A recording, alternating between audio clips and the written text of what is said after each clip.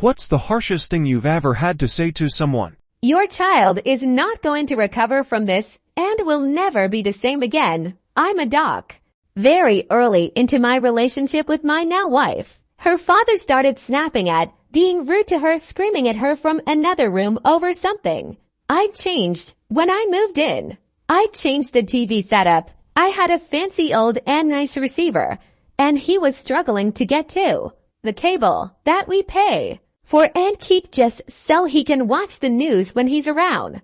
I had to calmly let him know that he was never, ever going to speak to her that way in our home again. We don't allow our son to yell at us over the TV. We're not going to allow his 70-plus-year-old grandfather to do it in front of him. And I'd be happy to help him get to the cable, but if he was that upset and needed it simpler, I'd be happy to help him find a hotel where he could watch whatever he wanted, when he wanted.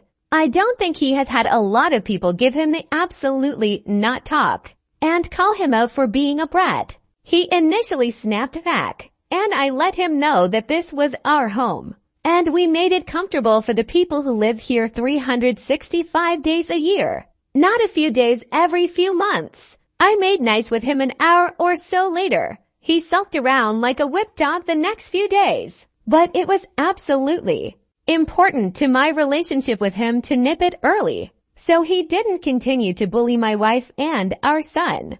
Once had to tell an employee how bad they smelt, and that they need to start bathing and washing their clothes. My husband had been diagnosed with cancer and he was losing weight really fast. We were waiting for the doctors to get his chemo going, but he was deteriorating faster than you could imagine. I asked him about something he needed to make a decision on and he said, "I'll think about that when I'm feeling better." I had to say to him, "I don't think you're going to get better." I felt so awful saying that to him. His response was just as sweet as he was. He said, "Well, I'm sure gonna miss all my friends." He died about 6 days later. I had to tell my ex that her dad had been engaging in voyeurism by hiding cameras in their bathroom. We'll never forget her face turn from confusion to upset to rage. Bizarrely, he was very open to me borrowing his hard drives for work. Picked up the one that contained unsolicited photos of hundreds of friends and strangers that went all the way back to 2011. It's okay to let go. We will be okay after you're gone. Had to ring and tell the love of my life that our baby was dead when I went for a routine appointment. Being a messenger of grief is fucking heartbreaking in itself.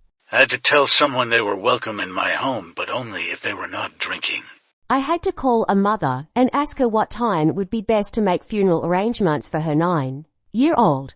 I'm sorry, but work is really busy and I just don't have time to talk right now.